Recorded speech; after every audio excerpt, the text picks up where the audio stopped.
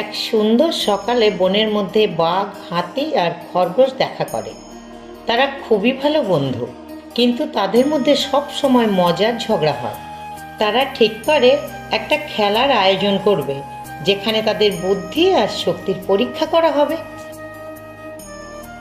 বাঘ বলে, আমি বনের রাজা, আমার শক্তি সবচেয়ে বেশি। তারা ঠিক করে বাঘকে একটা বড় গাছ উবড়ে ফেলতে হবে।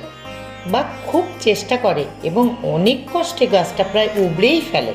বাঘ গর্বিতভাবে বলে, দেখেছ আমার শক্তি কেমন? হাতি আর খরগোশ তালি দেয়, কিন্তু খরগোশ মনে মনে হাসে। এবার হাতি বলে, আমার চেয়ে শক্তিশালী আর কেউ নেই, আমি একবারে নদীর ওপার যেতে পারি। তারা ঠিক করে হাতিকে নদীর ওপারে একটা গাছ নিয়ে যেতে হবে। হাতি তার সুর দিয়ে গাছটা তুলে নদী পেরিয়ে যায়। সবাই অবাক হয়ে তাকিয়ে থাকে। বাঘ বলে, বাহ হাতি, তুমি সত্যি শক্তিশালী। তবে খরগোশ এবারও একটু মুচকি হাসছে। সবাই খরগোশকে প্রশ্ন করে, তুমি কি করতে পারো? তোমার শক্তি তো আমাদের মতো নেই। খরগোশ হেসে বলে, আমার শক্তি না থাকলেও আমার বুদ্ধি আছে। তারা ঠিক করে খরগোশকে বুদ্ধি দিয়ে একটা বড় সমস্যার সমাধান করতে হবে। তারা একটি নদীর পাশে যায়, যেখানে একটি বাঁধ ভেঙে বন্যা হচ্ছে।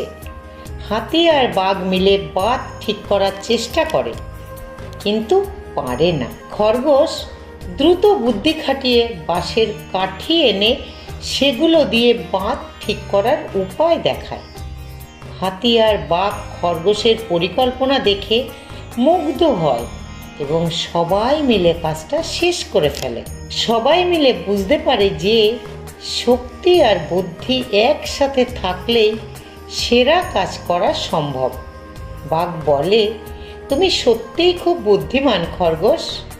হাতি বলে, আমরা তিনজন মিলে সবচেয়ে শক্তিশালী দল। তারা খুশি হয়ে একসঙ্গে গান গেয়ে আনন্দ করতে থাকে। এই গল্প থেকে আমরা শিখতে পারলাম যে বুদ্ধি আর শক্তি যদি একসাথে কাজে লাগানো যায়, তাহলে যে কোনো কঠিন কাজও সমাধান করা সম্ভব হয়।